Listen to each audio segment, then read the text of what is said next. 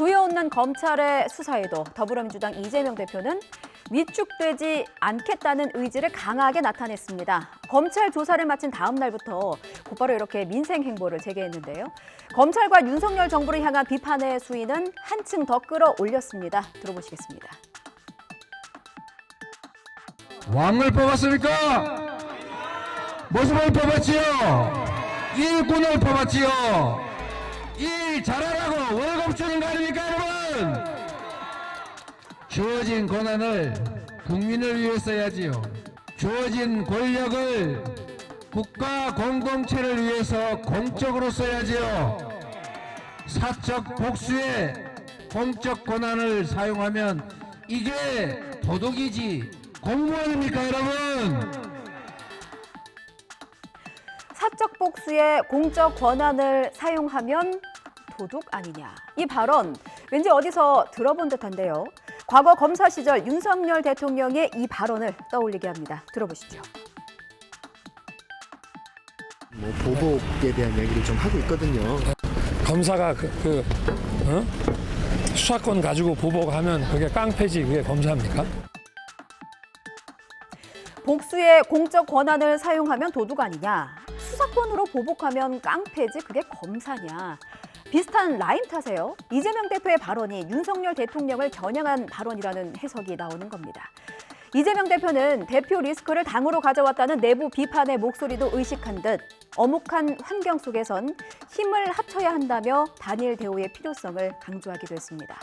겉과 속이 다르다는 뜻으로 비이재명계를 지칭하는 수박이라는 말도 쓰지 말아달라고 당부했습니다.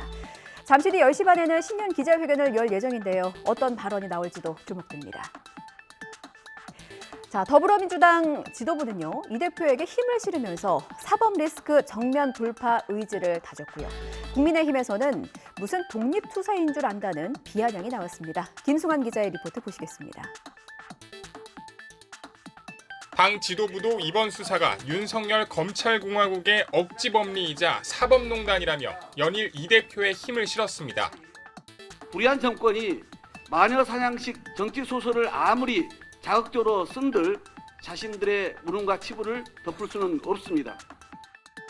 반면 국민의힘은 불법과 비리의 구린내가 진동하는 그분에게 법과 정의의 시간이 다가오고 있다고 비판했습니다. 자기가 무슨 독립투사야 민주투사야 도대체. 그들의 목표는 단 하나예요. 윤석열 정부 발목 잡기, 발목 걷기. 민주당을 향해서도 광기에 휩싸여 좀비 정당이 됐다며 곧 당대표와 함께 역사의 뒤안길로 사라질 거라고 경고했습니다. 본인이 떳떳하고 거리낄 게 없다면 당당하게 혼자 가서 하면 될 텐데 사람을 동원해서 자꾸 법률의 문제를 자꾸 정치의 문제로.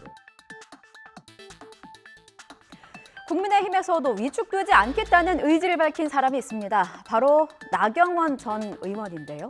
저출산 고령사회 부위원장직을 내던진 다음 날 곧바로 국민의힘 당 행사에 잇따라 참석하면서 당권 도전으로 해석될 수도 있는 공개 행보를 이어갔습니다. 대통령실로부터 비판받은 출산 지원책에 대해서도 당위성을 거듭 강조했는데요. 들어보시죠. 우리는 한 2억 정도 초저리로 20년 대출을 해주고 첫째 아이 나면 이자를 좀 탕감해주고 이거 갖고 파퓰리즘이라 해서 제가 나경원이 파퓰리즘이겠습니까, 여러분? 하지만 나 전 의원의 정책에 대해선 한덕수 국무총리도 동의하기 어렵다 이런 입장을 공개적으로 밝혔는데요. 나 전 의원이 제안했을 때 되돌려보낸 경위까지 구체적으로 설명했습니다. 들어보시죠. 그리고 나 의원께서 저한테 그런 안을 보고하러 가져오셨다가 그거를 다시 가져가셨어요. 이런 것들은 이제 저출산위원회가 있고 거기에 각부 장관들이 다 있고 대통령이 의장이고 하시니까 그런 것들은 거기에서 좀 풀 디베이트를 좀 해보고 필요한지를 하는 것이 좋겠다. 저는 그 국토부에 이미 발표된 안이라든지 이런 걸로 봤을 때 이 안은 동의하기가 어렵다. 그렇게 얘기를 한다고 했습니다. 나경원 전 의원은 저출산 정책으로 각을 세운 것에 대해선 나름 본인의 입장을 해명하려 애쓰면서도 대통령실과의 확전은 피하는 분위기였습니다. 반윤으로 찍히는 것이 아니냐라는 질문에는요. 찍는다고 찍히냐면서 여유 있는 반응을 보였고요. 당원들 앞에서는 이 같은 외침도 반복했습니다. 들어볼까요? 일각에서는 출마하면 반윤으로 이미 찍는다고 찍히는 가장 중요한 것은 윤석열 정부의 성공입니다. 윤석열 정부의 성공, 윤석열 정부 성공을 위해서 우리 모두 절대 화합, 절대 단합, 일치 단결해서 내년 총선 승리를 반드시 이루자는 뜻에서 윤석열 정부의 성공을 위하여 절대 화합! 나 전 의원이 불출마하기를 기다리는 걸까요? 윤석열 대통령은 저출산 고령사회 부위원장직에 대한 나경원 전 의원의 사표를 아직 수리하지 않고 있습니다. 사의 표명을 듣고도 아무런 반응을 내놓지 않았다고 하는데요. 현재는 보류라고 봐야 할 것 같습니다. 나 전 의원의 여유 그리고 대통령실이 나 전 의원과 이른바 손절을 선언하지 못하는 이유가 혹시 지지율 때문은 아닐까요? 물론 시기적으로 대통령실과의 갈등 상황이 충분히 반영됐다고 보긴 어려운 측면은 있습니다만 국민의힘 당원을 대상으로 한 여론조사에서 나 전 의원은 다른 주자들을 10%포인트 이상 따돌리면서 압도적인 1위를 차지했습니다. 이 때문인지 다른 당권 주자들도 일제히 나경원 끌어안기에 나선 모습입니다. 김기현 의원은 훌륭한 자질을 가졌다. 능력을 존중한다고 한껏 끌어올렸고요. 안철수 의원은 컨벤션 효과를 위해서라도 당대표 선거에 나와달라고 했습니다. 유승민 전 의원은요. 대통령실이 나 전 의원을 비판한 상황을 학교폭력에 비유하면서 두둔했는데요. 다음 차례는 윤핵관이 될 수도 있다고 경고했습니다. 들어보시죠.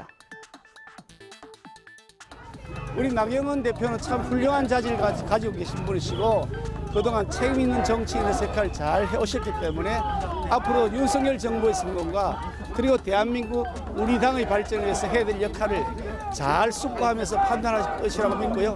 저는 그분의 판단 그리고 그분이 가지고 있는 능력을 존중합니다. 지금 당권 레이스가 너무 윤심몰이에 치중하는 게 아니냐 비판이 많은데 이에 대해서 좀 한 말씀 좀 부탁드립니다. 저는 단 한 번도 윤심몰이를 한 적이 없으니까 윤심몰 한 분에게 물어보십니다. 고민이 많으시겠지만 저는 나오시기를 바랍니다.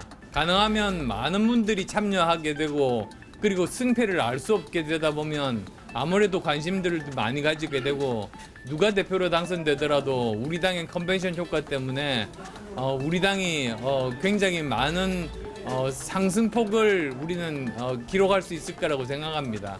우리가 같은 반에 친구가 일진한테 당하는데 나는 아니니까 당하는 친구를 도와주지 않고 지켜보고 넘어가면 그러면 그 다음 차례가 자기가 될 수 있다. 오늘은 유승민 죽이기 법을 만들고 방지법을 만들고 또 나경원 전 의원을 가지고 저러는데 내일은 그게 지금 윤핵관 호소인들이라고 하는 그 사람들 차례가 될 수도 있거든요. 저는 그게 멀지 않았다고 생각을 합니다. 나경원 전 의원만큼 종일 관심을 받았던 인물, 바로 윤석열 대통령의 부인 김건희 여사입니다. 보수의 심장이라는 대구 서문시장을 찾아서 분식도 먹고 상인들과 사진도 찍었습니다. 설을 앞두고 미리 명절 민심을 챙기는 모습이었는데요. 봉사활동을 이어가면서 외부 노출에 자신감이 생긴 것 아니냐 이런 해석도 나오고 있습니다. 박석영 기자의 보도입니다.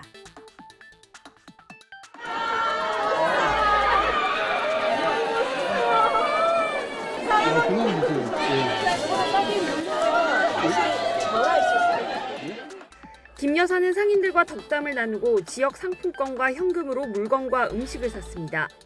실제로 어떻게 되는 거예요? 보통 남자분은 녹색이.